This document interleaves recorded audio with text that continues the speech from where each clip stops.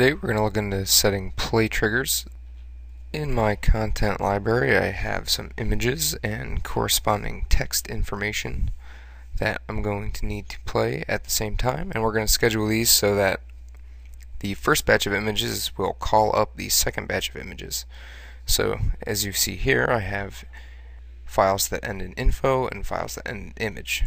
So I'm just going to take all my image files and drop them into my image region up here in no particular order,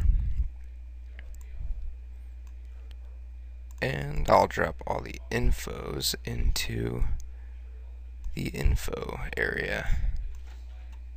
I know these happen to be in a corresponding order, but I'll just mix these up just so we can see how play triggers work a little bit better.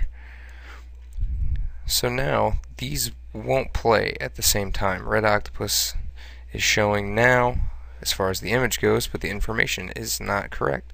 So what I'm going to need to do to have this information call up at the appropriate time is I'm going to need to go into the information itself, and I'm going to make the recurrence on this piece of content disappear, and I'll just go in here and delete that. And I got there by right clicking each piece of content, existing recurrences, and then deleting.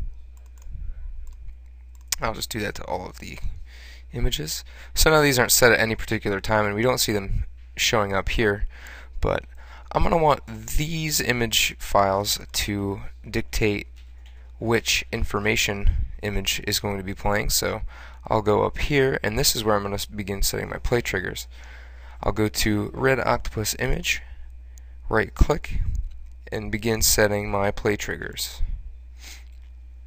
So we'll create a brand new behavior by clicking new, and then we'll select our target template, which in this case is sea life. You see that displayed right here as well.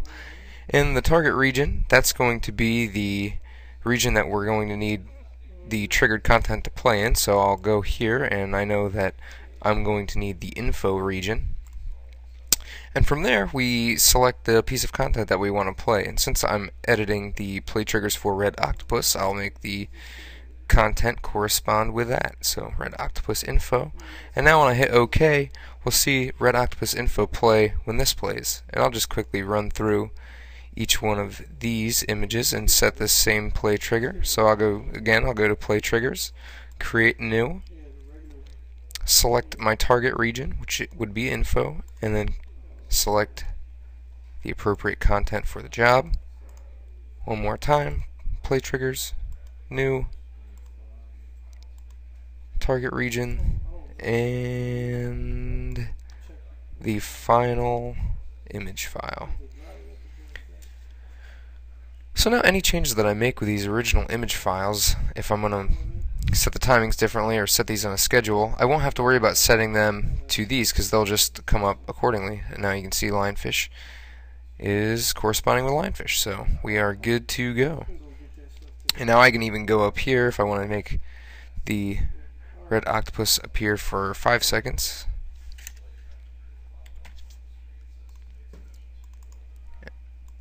And make the lionfish appear for 15. Those changes will carry over no problem, and each trigger will work in correspondence with the appropriate image. So it really is that quick and easy to get these all set up.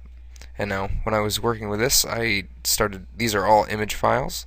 These were all created in Photoshop, and this information bar here is just a transparent PNG playing on top of an image. And there's only 2 regions in this template. You can see that in our design view, and they're both overlapping at 1360 by 768.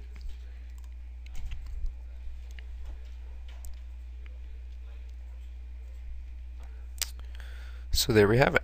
It is that quick and easy to set play triggers for your images.